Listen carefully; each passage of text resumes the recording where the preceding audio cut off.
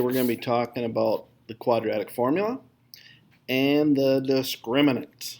Okay, we'll start off with the discriminant.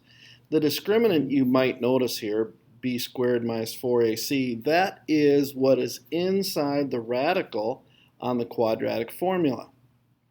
So what we need to do is we need to figure out, since this is inside a radical, it's going to be a square root, what's the deal? How many roots can we come up with? Well, if it's greater than 0, then you're going to have 2 real roots because you'll have a square root that is positive. Now, that doesn't mean they're going to be easy answers. It might just end up square root of 17 or whatever, but that is still, it's going to end up with 2 answers because of the plus minus sign that is in the quadratic formula. We'll see that in a minute. Okay, if this discriminant ends up being 0, exactly 0, then you get 1 real root because the fraction out in front of the quadratic formula is all you're going to get. You're not going to get anything inside the radical. Square root of 0 is 0. And if it's less than 0, well, if we're talking square root, if it's less than 0, then it has 2 imaginary roots. Remember the I that we take out. Okay, so let's look at a couple examples here. Find the discriminant and determine the number of real roots. So we start off with x squared plus 6x minus 11 equals 0. We take our b. Remember now, this is your a is in front of your x squared, your b is in front of your x, and your c is your constant, which has no variable with it. So we take our 6 and we square it. Okay, that's going to get 36. Now we subtract, it's always subtract, by the way. We subtract, we take 4, always 4, minus this number, times this number, and times this number. Well, what happens here, you'll notice this is a negative 11. Make sure you keep that minus sign in front of it. So we take 4 times 1 times negative 11. Well, that's negative 44. Well, now we have a 36 minus negative 44 is the same as 36 plus 4. So that comes out to be 80 positive. So we get 2 real roots. Remember, if it's greater than 0, you get 2 real roots. All right. 3x squared plus 12x plus 12 equals 0. So we take our b and we square it, 12 squared, minus 4, always 4, times 3, times 12, they're all positives. You take 12 squared is 144. 4 times 3 is 12, 12 times 12, 144. Look what we got going on here. 144 minus 144 is 0, so we get 1 real root. We'll have an example like that at a later stage here. Okay, the next one, notice this is not in the form we want it. Okay, so we have to take our 10, our negative 10, and add it to the other side. So we get 5x squared minus 11x plus 10 equals 0. Now we're set up and ready to roll. Okay, we take our negative 11 squared. Oh, my bad, didn't raise that squared. And again, it doesn't matter that it's negative 11. When you square it, it's going to end up a positive 121. All right, and then we take 4 times our a, 5, times our c, 10. 4 times 5 is 20. 20 times 10 is 200. We get 121 minus 200, so we get a negative 79. So we have no real roots. We have 2 imaginary roots. All right, let's look at the quadratic formula problems now.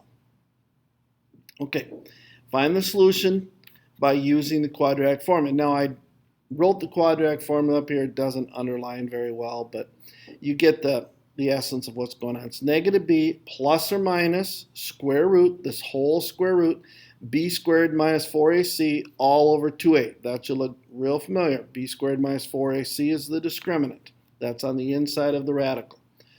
Okay, now I will tell you this. When I am working these problems out, I do not worry about the 2a. I look at that at the end, and I will show you that on the notes.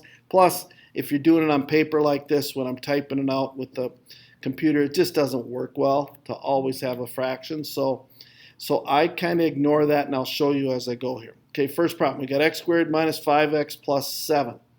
We take the opposite of negative 5. We put it out front. It's 5 plus or minus the square root, this whole square root here. We take our negative 5 squared, b squared, minus 4ac, 4 times 1 times 7. Okay, negative 5 squared, same as 5 squared, 25. And we have 4 times 7 is 28, times 1, that doesn't really matter. So 25 minus 28, we get a negative 3. We can stop there. It doesn't matter what our number out front is. It doesn't matter what our denominator is. As soon as we get a radical of negative number, we have 2 imaginary solutions, or you could say 0 real solutions. A lot of times they ask for that. All right. Next example, we got 2x squared plus 12x plus 18 equals 0. We put our negative b out front, negative 12, plus minus square root of this whole thing, b squared, 12 squared, minus 4 times a, which is 2, times c, which is 18. 12 squared, 144. 4 times 2 times 18, 144. 144 minus 144. Square root 0, bye-bye.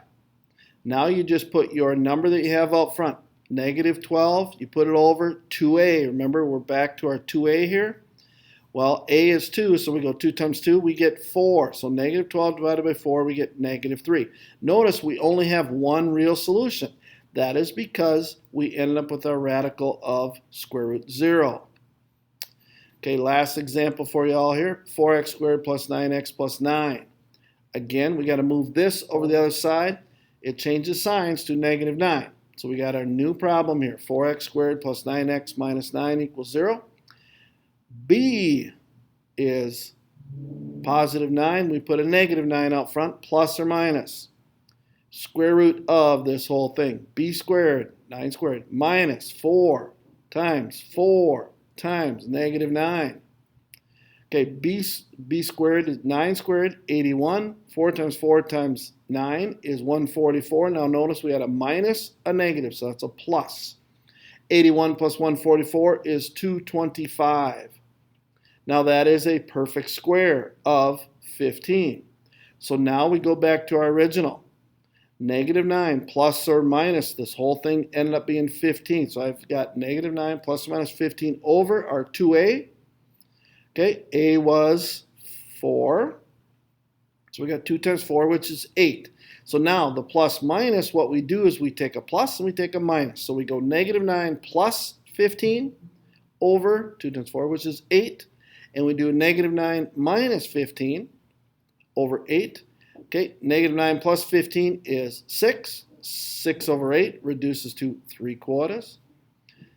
And then negative 9 minus 15, that's negative 24 over 8. Negative 24 over 8 is negative 3. So you notice we have 2 real solutions. Notice I put them in the brackets. Should have put this one in brackets too, now that I think about it.